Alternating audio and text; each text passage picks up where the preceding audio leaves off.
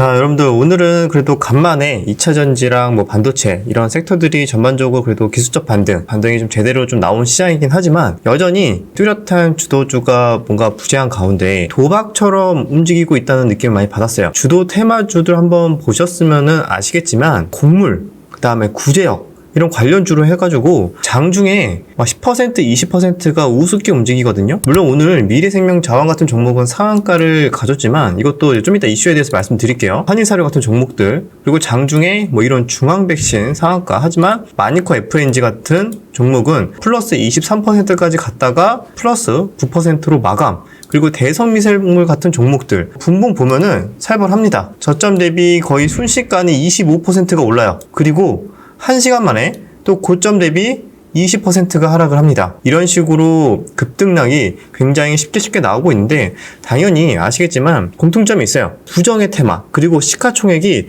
대부분 1000억 미만이에요. 그래서 많은 초보자분들이 이런 곳에서 좀 이런 리스크가 있는 곳에서 사실상 구제역의 실질적인 수혜 여부 이런 것들은 불분명하죠. 그냥 사실상 거의 그냥 심리로 움직이고 과거에 구제역이 터졌을 때마다 이런 종목들이나 이런 섹터들이 올랐으니까 그냥 이번에도 오르겠지, 약간 이런 식으로 주식시장은 과거에도 그랬고 현재도 그러고 앞으로도 그냥 이런 식으로 움직일 거예요. 근데 제가 오늘 말씀드리고 싶은 것 중에 하나가 이제 막 트레이딩을 별로 해보지 않고 초보자분들이 그냥 오늘 움직이는 종목들이 워낙 뭐 없다 보니까 자연스럽게 오늘의 뭐 실시간 종목 검색 상위 순위나 보거나 아니면 거래대금이나 이런 거 보다 보면은 이런 구제역 곡물을 안 볼 수가 없어요. 근데 여기에서 아마 조금 시드가 크신 분들이나 아니면 과거에 이런 테마를 꽤 매매를 하셨던 분들은 상당 부분 좀 매매를 안 하시는 분들이 많아요. 그런 분들의 의견이 뭐냐면 저도 마찬가지고 당연히 시가총액이 1000억 미만이기 때문에 호가창이 어떻게 되겠죠? 텅텅 빕니다.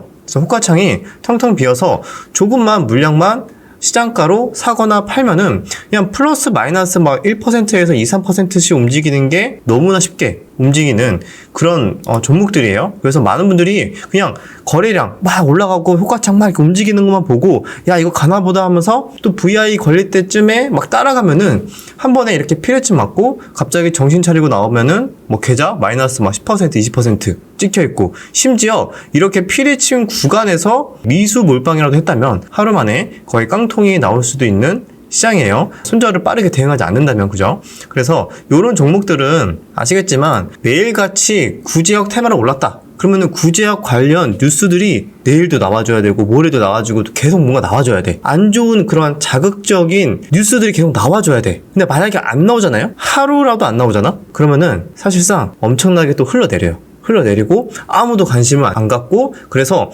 이거는 거의 아마 선수들은 진짜 좀 자금력이 큰 선수들은 거의 매매 안 할 거예요. 매매를 아예 하지도 않겠지만 하더라도 거의 데이 트레이딩 정도, 장중에 잠깐 치고 빠지기, 그 정도만 할 거고, 이런 종목들을 어떤 뉴스가 나올지 모르는 상태에서 오버나잇을 하고 좀 길게 가져간다? 그러면은 굉장히 위험할 수 있다. 그런 습관이 몸에 배어 있다면은 알고리즘이 잘못 세팅되는 거죠. 내 머릿속에 이런 흔히 시가총액 1000억도 안 되고 뭐 이런 구제역이나 뭐 기타 곡물이나 이런 테마로 인해서 막 급등락을 하는 거를 해서 내가 짜릿하게 수익을 막 냈어. 근데 아시겠지만 여기에서는 금액이 한계가 있다 그랬죠. 뭐 억 단위 막 크게 매매를 하기에는 분명히 또 한계가 있어요. 그러면 나는 계속 그 작은 그릇에 머무를 수가 있는 거예요. 왜? 요런 종목들만 보고 있고 정말 좀 더 큰 그릇에 좀 더 크게 나중에 성장했을 때 매매가 가능한 종목들, 흔히 거래대금이 더 많이 터지고 좀 더 시가총액이 있다던가, 그리고 단순하게 모든 것이 이렇게 심리로만 움직이는 종목이 아닌 어느 정도의 그래도 펀더멘탈이나 기타 그런 모멘텀이 확실하게 있는 종목들 내에서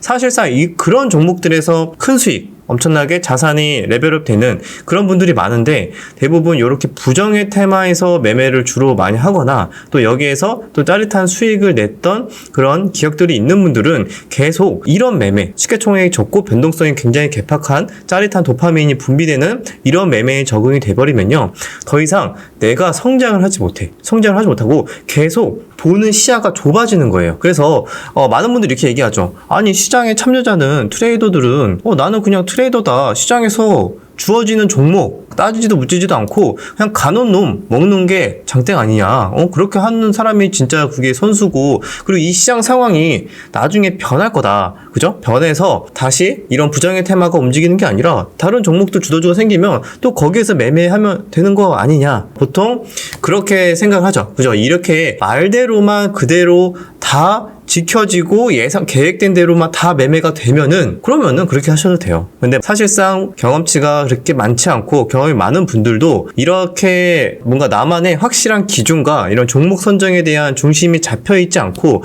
들쭉날쭉하면서 매매를 하려면요, 이게 쉽지 않아요. 사람이라는 게 습관이라는 게 중요한 거잖아요. 뭔가 첫 단추를 잘 꿰야 하는 것처럼 첫 습관이 어떤 매매를 많이 했느냐, 어떤 종목, 어떤 시가총액에 있는 매매, 어떤 호가창의 움직임이 있는 종목들을 주로 매매를 했느냐가 적재적소 시장 상황에 맞게 잘 바꿔가면서, 여기에는 뭐 A 같은 시장에 A만 하고 막 B 같은 시장에 B만 하고 그렇게 하는 분들이 그렇게 많지 않다는 겁니다. 정말 어렵다는 거예요. 그래서 애초에 롱런 할 수 있는 전략을 한 우물만 제대로 파는 것도 그게 가장 현실적이고, 좀 더 이 계좌의 이 변동성을 줄여가면서 그나마 내가 트레이딩 하는 방향성에 있어서 좀 올바른 자세이지 않을까라고 생각을 해요. 이런 부정의 테마에서 매매를 하는 게 너무 멀미나고, 과연 내가 이렇게 매매를 해서 만약에 오늘 수익이 났다고 해도 이게 맞는 건가, 내가 이렇게 앞으로도 계속 수익을 낼 수 있는 건가 하면서 갸우뚱하는 순간이 와요. 그러면은 내가 어느 순간 말씀드렸다시피 자금도 계속 거기야. 더 이상 못 올려. 계속 거기서 머무는 거예요. 별거 아닌 것 같지만 이런 사소한 습관 하나가 나중에 길게 봤을 때 이 사람이 정말 큰 그릇이 되겠구나, 아니면 또는 나중에 좀 성장을 제대로 하면은 정말 큰 수익을 낼 수 있는 그런 트레이더 되겠구나 라는 것들이 여기에서 좀 결정이 되거든요. 어떤 매매를 하느냐에 따라서 조금 보이는 경우가 있다. 그래서 여러분들도 지금 당장은 매매할 게 없어서 사실상 이런 부정의 테마에서 매매해야지 뭐 어디서 매매하겠어요 라고 하시는 분들도 뭐 그 말도 완전히 틀린 건 아니지만, 저는 그래도 이런 매매를 잘 적응을 안 되고 앞으로도 계속 이런 매매를 적재적소에 잘 하기가 어렵다 생각하시는 분들은 애초에 그냥 이런 종목들은 그냥 관망하시는 게 좋을 수도 있어요. 애초에 내가 말씀드렸다시피 이제 습관 자체를 안 갖는 게 중요하다. 보통 뭐 내가 뭔가 그런 자극적인 그런 경험을 만약에 한번 하잖아요. 주식뿐만이 아니라 그 어떤 일상생활에서도. 그러면은 차라리 안 하는 게 낫다라고 보통 많이 얘기하죠. 뭐 예를 들면은 뭐 담배도 그렇고 뭐 어떤 부분들이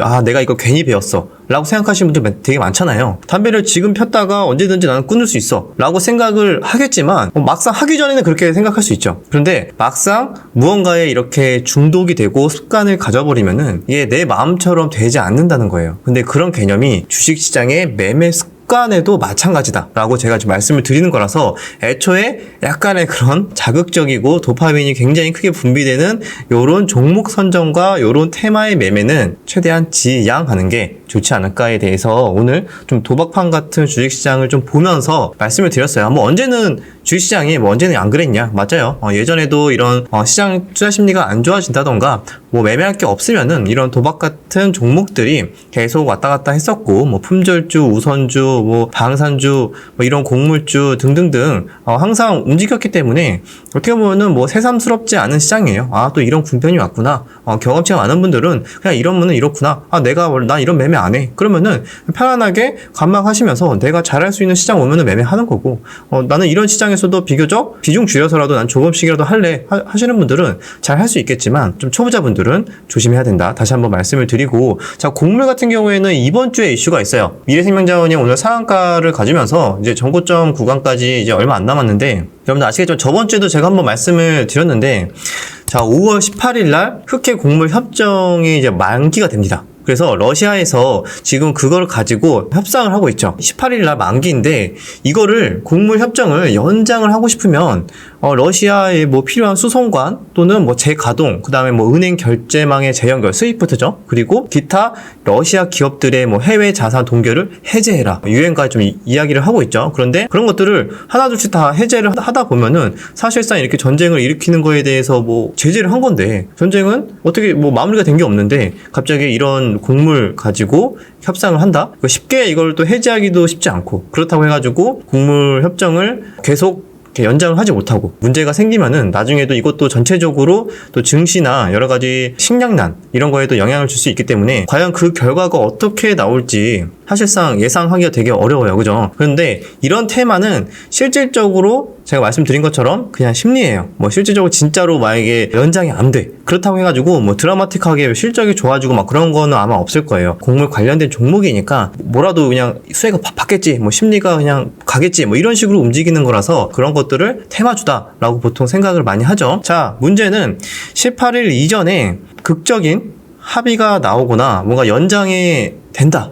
그러면은 당연히 이런 관련 곡물주들은 급락이 나올 수가 있습니다. 그래서 혹시나 이런 일정이나 이런 뉴스에 따라서 급등락이 나온다는 것조차 잘 모르시는 분들, 초보자분들이 있을 수 있기 때문에 한번 강조드리는 거고, 아마 대부분의 시장에 좀 경험치가 있는 분들은 이런 일정이나 이런 것들 다 꼼꼼하게 체크를 하셨겠죠. 그래서 만약에 그것도 있어요. 실제로 연장이 안 됐어. 불발 났어. 협상이 18일날. 그런데도 불구하고 이런 테마주들은 그 전에 기대감으로 먼저 오르기 때문에 불발 났다고 해가지고 뭐 갭상승 한 번은 있을 수 있겠지만 보통 갭 뜨고 다시 또 하락하는 경우가 있어요. 실질적으로 수혜 여부는 알 수가 없기 때문에. 그래서 테마주들이 보통 재료가 나오고 하락한다 뭐 이런 것들도 여러분들 많이 들어보셨죠. 그런 여부들이 있기 때문에 이런 종목들은 항상 일정과 어떤 뉴스가 나오냐에 따라서 굉장히 급등락이 커지기 때문에 그런 것들을 좀 유의하시고, 잘 모른다. 내가 확실하게 이런 거는 A가 나오면 B로, B가 나오면 C로 이렇게 딱 대응 매뉴얼이 돼 있지 않은 분들은 애초에 그냥 안 건드리시는 게 좋다라는 거 말씀드리면서 오늘 시장은 여기까지 말씀드릴게요. 그래도 모처럼 뭐 2차전지 이런 종목들 좀 반등이 좀 나오기도 해서 좀 더 숨통이 트이시는 분들도 있을 거고, 아니면 여전히 시장이 많이 어렵다 하시면서 주도주가 부재한 가운데 굉장히 좀 헤매시는 분들도 있을 것 같아요. 조급한 마음 내려놓고 그냥 천천히 잘할 수 있는 종목을 찾는 게 중요해요. 그냥 시장이 이렇다고 해가지고 조급하게 따라다니는 게 아니라 나라는 중심이 있고 잘할 수 있는 시장이나 종목들이 나타나면 내가 잘할 수 있는 타점 구간에서만 기계적으로 매매하는 그런 습관을 가진다면은 어떤 시장이 와도 사실상 별로 무서울 게 없어요. 왜? 그냥 매매를 안 할 수는 있어도 크게 손실 날 수는 없다 라는 마인드로 내가 잘할 수 있는 구간에서만 하자. 그죠?